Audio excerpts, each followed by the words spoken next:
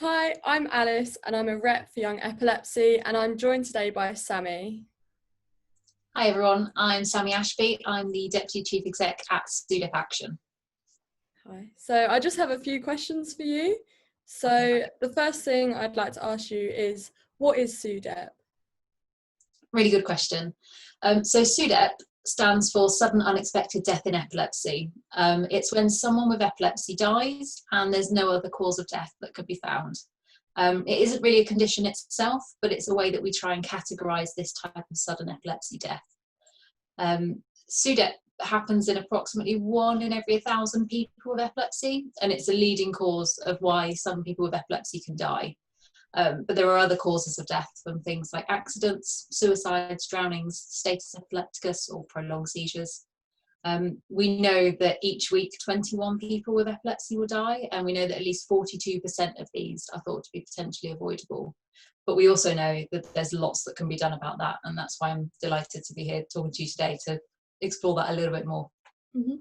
Okay, thank you. And so are there any particular causes of SUDEP? So at the moment, researchers don't really know what causes SUDEP to happen. It's a sudden unknown event. But there's a lot of research that's going on to investigate what causes it, what are the mechanisms that trigger it happening.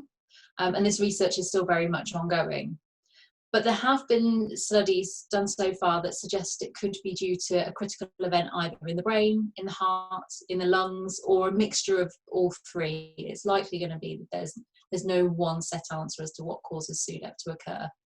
But just like we know that there are kind of things that might lead to SUDEP, we know there are also things that kind of give us a warning sign that people could be at a higher risk. Okay. So it sounds like there's a lot of sort of research going on into that, which is, I suppose, quite comforting to people who have epilepsy. So thirdly, are there any particular groups who are at risk? Yes and no. So we know from a lot of research that while we don't know what causes SUDEP to happen, we do know that there are a number of risk factors linked to SUDEP and also to other types of epilepsy death, like the ones that I mentioned earlier. And we know that knowing about these risks is really, really important, as it means that people with epilepsy can take steps to reduce those risks and can hopefully make some informed choices about their epilepsy and their lifestyle, which might stop sudden deaths from happening in some occasions. Some really important things are having as good a seizure control as you can. So trying to get control of your seizures. That might not be seizure freedom for all people, but for some people that might be possible. And that's a really important way to try and reduce your risks. But there are other things like remembering to take your medication regularly and as prescribed by your clinician that are really helpful in trying to reduce those risk factors.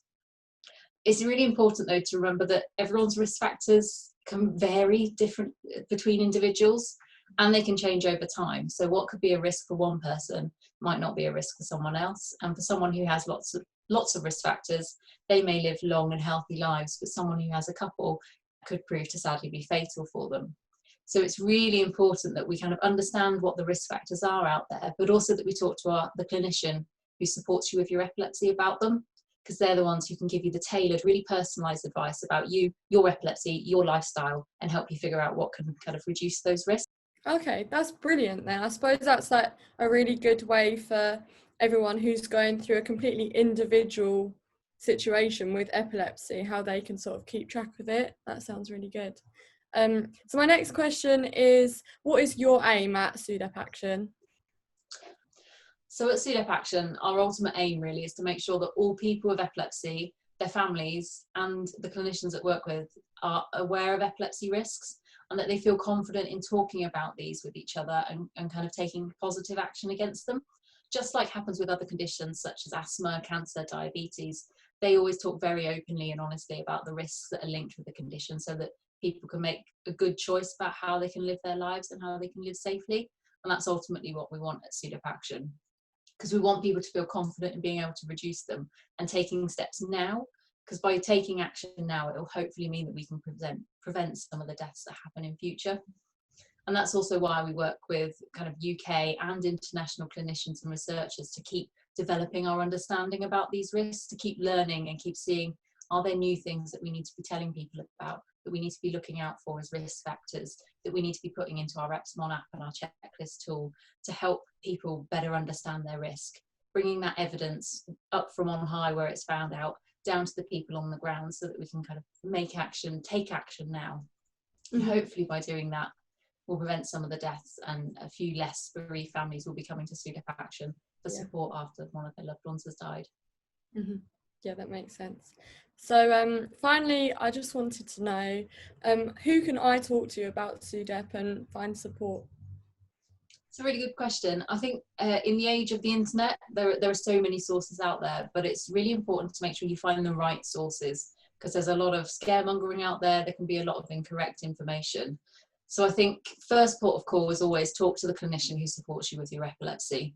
See if they can give you some advice. Can they give you some signposting? They often have leaflets and things that they can hand out from patient organisations as well, and that'll help give you a kind of a starter information of where you should be going.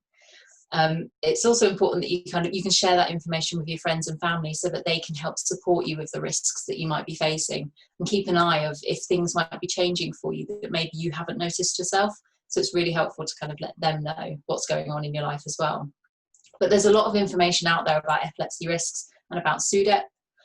Looking at patient organisations' websites is a really good place to start, because they are the experts at this. So looking at places like the SUDEP Action website, the Young Epilepsy website, and other websites can be a really good place. And of course, you can always download the EPSMON app, which has lots of risk information within it as well, to help you track and keep an eye on those risks. Okay, thank you. That was really informative, and I think that will be really useful to a lot of other people as well. So that's everything I've got to ask you. So I've really appreciated having the time to talk to you today. So thank you, Sammy. Thank you, Alice.